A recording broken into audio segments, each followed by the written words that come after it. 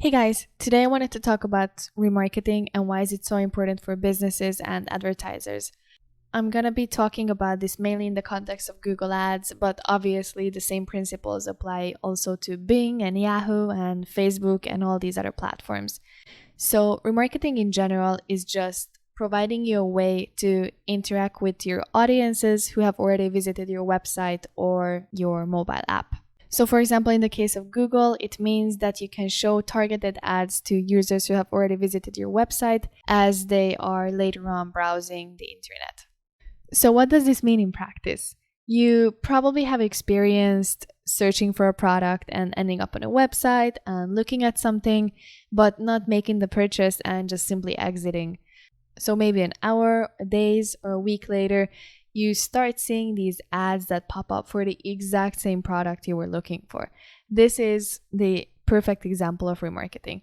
So when you visit the website and you accept their cookies, basically you give these websites permission to track your behavior, and based on that later on show you tailor-made ads based on what, when, and how you interacted with their website and how you search for other products across the internet.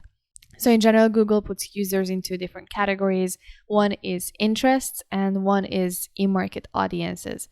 So you can actually check this out on your own profile. It's actually kind of fun to see what Google thinks you are interested in. Sometimes there might be a few surprises, but it tends to be almost intimidatingly accurate. So interests are in general hobbies or lifestyle or a general interest that you carry with you. This could be you being vegetarian or liking CrossFit or doing yoga, etc., etc. In-market audience, on the other hand, is you kind of being in the moment of thinking about a purchase. Let's say you're searching for buying a new camera or a new microphone, and you're still kind of scouting and you're not exactly sure which one you want to buy, but you will probably end up purchasing one because you know you will need an upgrade. So Google, based on your user behavior, it can also put you in these different categories, and advertisers can use them to target you based on this behavior. Now, remarketing specifically is allowing advertisers to create these kind of lists based on who has visited their website and how they have interacted with it. So this can be information like which specific products you have looked at, or have you made it all the way to the checkout cart? Did you convert? How much time did you spend on the website? How many pages did you see? Etc., etc. This can be an incredibly powerful tool for advertisers because even if these users didn't make a purchase in the first place, they are still the most likely ones to make one in the future. Or if it's not a purchase, it's a conversion or a lead or whatever is relevant for your business and whatever is the main goal of your website. So most users in general are simply not ready to make the commitment to convert on the first time they visit your website, which is why you can again and again show them your advertisement, both to build brand awareness and to nudge them towards making that conversion. An efficient strategy, for example, could be offering a discount on a product that a user has been eyeing for a while. So remarketing is a particularly cost-effective way to spend your ad budget because you're basically reaching out to consumers who have already expressed some level of interest in your product, and this way are more likely to convert than anyone else browsing the web. Depending on the industry you are in, it can vary quite a lot. How long does it take for a consumer on average to convert? In general, the more expensive your product is, the longer it takes for a consumer to make this purchase. For example, if you're selling apartments, then you probably don't expect anyone to buy it on an impulse on the first time they visit your website. So this is why it's very good that while they're scouting and searching for different options, you kind of keep showing them your ads to remind them that, hey, I'm still here, I exist, you can still buy me. And in this way, they are ultimately more likely to choose your product than someone else's. Or for example, if you have someone who visited your site a while ago, you might want to let them know that you're offering a discount or you have a special deal that they should probably know about. So in this and many other cases, most consumers are not ready to make a purchase on their first visit, so you're essentially just reminding them of their own potential interest in your product or service. So how do you gather this data and how do you get started with remarketing campaigns? So to get started with remarketing ads on Google, you have to make sure that you have the correct tags installed on your website. This usually requires a small code snippet that you need on the front end of your website, and you need to install this on every single page of all your website. It sounds like a lot of work, but if you have a developer or if you have access to Google Tag Manager, you can probably make this fairly easily. I'm gonna link my video about that up somewhere here. I do require you to do this as soon as possible because, for example, in the case of Google, they require you to have at least 1,000 people on this list before you can start using remarketing features. This essentially means that after having installed the tracking code, you will need 1,000 people visiting your website before you can start using remarketing features, and this is to protect the privacy of the users. So once you have your tag set up, it is time to decide how you will use the data collected. As I mentioned before, there are 5 different types of remarketing campaigns you can use, and I'm going to break down each of them and give you a couple of examples of how you could use these features. So basically, what I have been using as an example before was standard remarketing. This is where you collect data about your basic users. So in standard remarketing, you use ads to your past visitors as they browse the internet and other websites on the display network. So the display network is essentially a pool of websites that all collectively allow Google to show different types of image ads on their website. And honestly, this consists of most websites on the internet. So for standard remarketing, you will need this remarketing tag I have mentioned before installed on your website, and you can show different types of ads to your past users based on how they have interacted with your website. Also, you can use ads based on whether they have converted or not. Once you set up this tag, Google Ads will automatically give you a few basic remarketing lists that you can start implementing in your campaigns. Once you set up these remarketing tags, Google will automatically give you a few basic remarketing lists that you can start using. One of them is all visitors and the other one is all converters.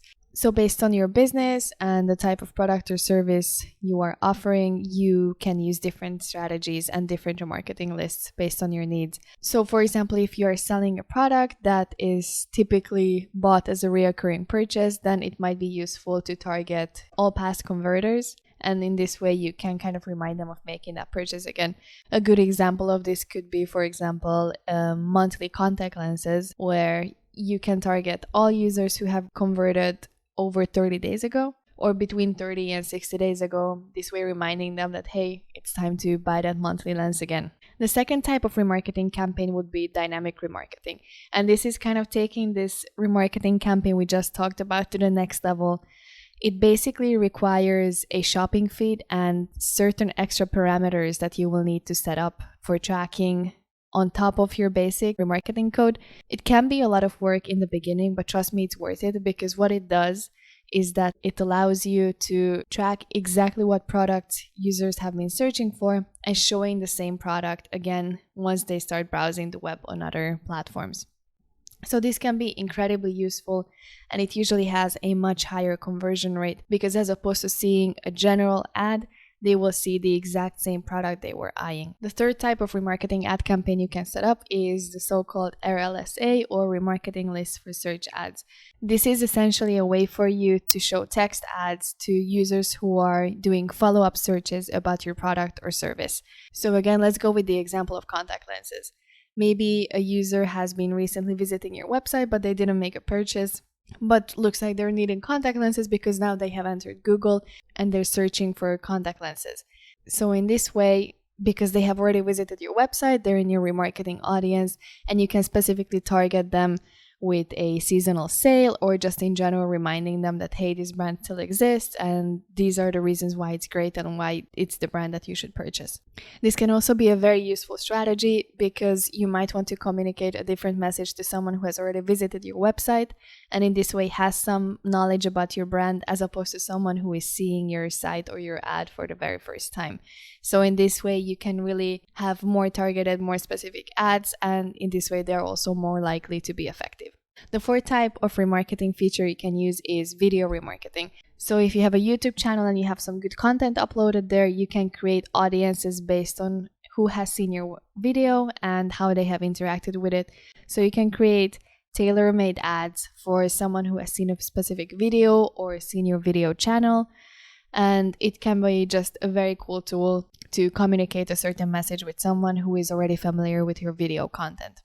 Finally, number 5 is consumer list remarketing. So in this feature, Google Ads basically allows you to upload a list of email addresses that your customers have willingly provided you. So when these users are signed into the Google account, it allows you to show ads to these consumers all across the different Google platforms, YouTube, the search network, and the display network as well.